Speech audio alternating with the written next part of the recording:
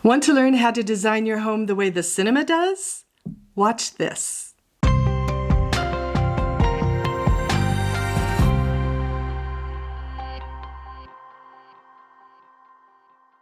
Hi, I'm Marina Coates. Welcome to Cinematically Inspired Design, where we take the design secrets from the cinema and bring them into our own homes.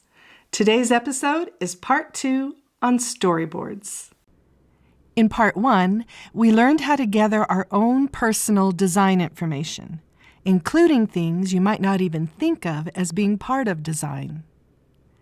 Now, in part 2, it all begins to come together to help you create the mood you want in your home and tell the story of the people who live there, creating a design that is as timeless and as unique as you are. Let's get started.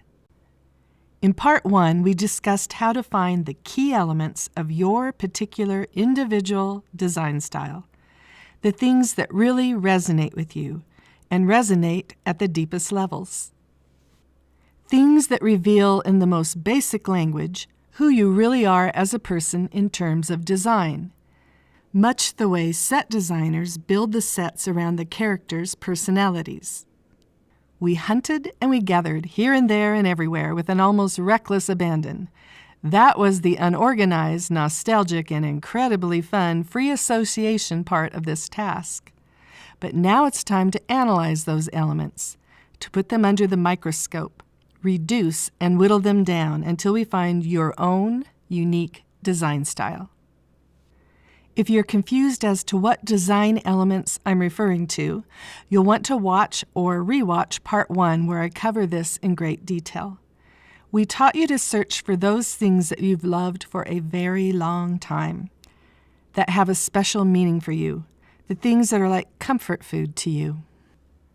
So, how do you transform your home into comfort food? A place where you long to be. A place similar to the one described in Field of Dreams that feels like dipping yourself in magic waters. Well, that's what cinematically inspired design is all about. Every great work of art went through an editing process at one point. The same will be true for you. Design is an art form, and your home is the canvas. A good painter, filmmaker, or writer doesn't try to squeeze every good idea they have into their work. They know that true masterpieces often require some editing. The great artists, the seasoned ones, know that leaving some ideas on the editing room floor, in the end, produces the greatest work. The same will be true for you. Like I said, design is an art form, and your home is the canvas from which you will create your work of art and your potential masterpiece. You have gathered all the materials to create it. Now it's time to do the editing, to trim the excess fat from your favorite things.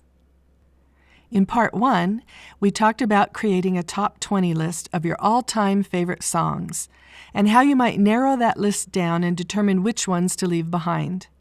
This will work much the same, only you won't have to limit your list to 20. On your first big all-inclusive list, there will be some items that just immediately jump out at you. You instinctively know that they will make the final favorites list. Those are your no-brainers, the easy ones.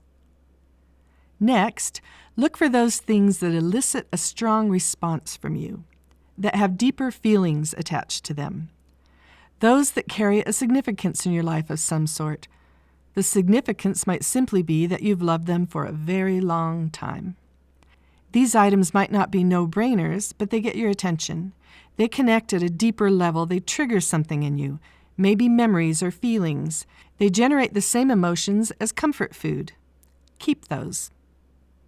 This is such a personal process, much like part 1 was when we gathered information. There are no wrong answers, and you are the only reliable judge. No one can tell you what should be on the list. Only you will know for sure. What stands out to you? What has meaning? Like in the song list analogy, it all comes down to how it makes you feel. Does it have real significance for you? Or is it just a passing interest? The more recent the interest, the more you should question whether it is likely to stick long term. We are searching for the timeless, that which will endure, not fleeting infatuations or flavor-of-the-month interests. So edit out the things that don't qualify as timeless, those that are not likely to endure, and those that have no home with the other items. Now, on to analyzing and grouping. Let's start to group the images, putting those together that induce similar feelings. Look for commonalities. Dissect what exactly it is that makes them work for you. Analyze details. Get it down to the core. What is it about that particular image that appeals to you? Groups will overlap. In other words, you will most likely find that the same image seems to fit in multiple files. Sort them into clusters that carry the same feeling or mood for you. Then, label those groups. This will help for future use. When you discover a new item you want to add, you'll know exactly where it belongs. Give the groups names, much like you would for a playlist of songs. You have different song playlists for different moods or tasks. One for when you're on a walk, and another for when you're working, and so on. So in the same way, label your groups with names that sum up how that group makes you feel or what it has to do with. In a moment, I will show you an example to help you see how this process might work. Don't worry how someone else might label it. This is your home. This is the mood that it conjures up for you. If it gives you the same feeling you get when you're in a cabin by a lake in the woods, name it that. Someone else could look at it critically and say, "What in the world does that have to do with a cabin by the lake?" Don't worry about that. Again, this is your home. It's all about what it represents to you, what feeling, tone, or mood it conjures up in your mind. Have fun with it. Take your time. Be loose with this part of the process, and then sit on it for a while. As you do, you will naturally find yourself rearranging and relabeling things, moving some elements to a new group and eliminating others altogether. Don't move on from this stage until you feel settled and secure in your choices. As I stated earlier, design is an art form. Every bit as legitimate as writing, music, painting, dance, and others. The real key to making it brilliant, truly brilliant, is authenticity. That's where the creative process grows and thrives. And like with writing, it's best when it comes from your own experiences. And that usually occurs when you allow yourself the latitude to become very still inside, patient, quiet, unrushed. Analyzing and editing is an essential part of the creative process. That's why I tell you to take your time. You can't force the creative process, but there are definitely things you can do to help facilitate it. Sometimes it comes quickly, and that's great, but you can't force it. The sweet spot, the one that we're shooting for, is when the process comes together and culminates in these three things. Number one, you're able to create the feeling or mood that you want to convey in your home. Number two, it tells a story, or more specifically, your story. And number three, it's timeless.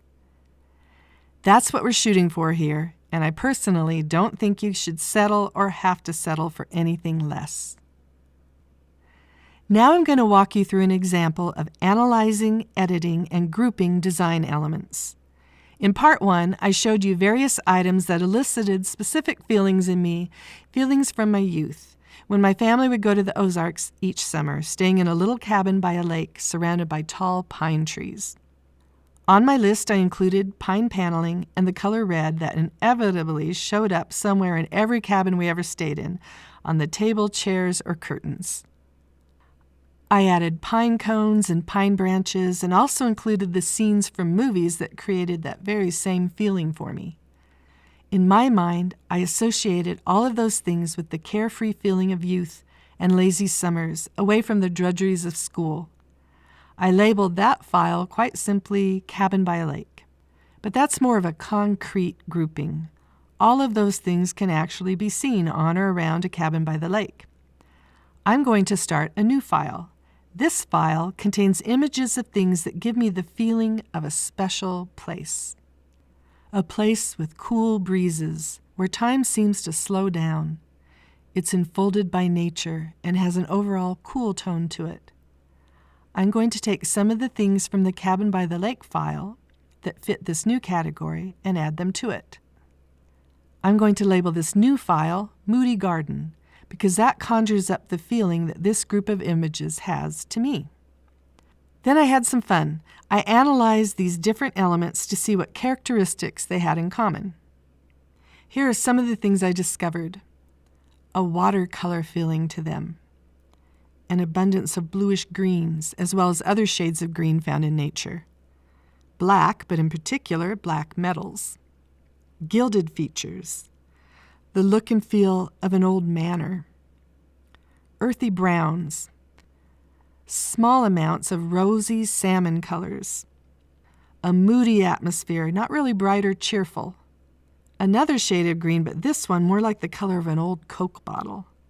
And carved furniture. Then I began the work of applying these elements to a room.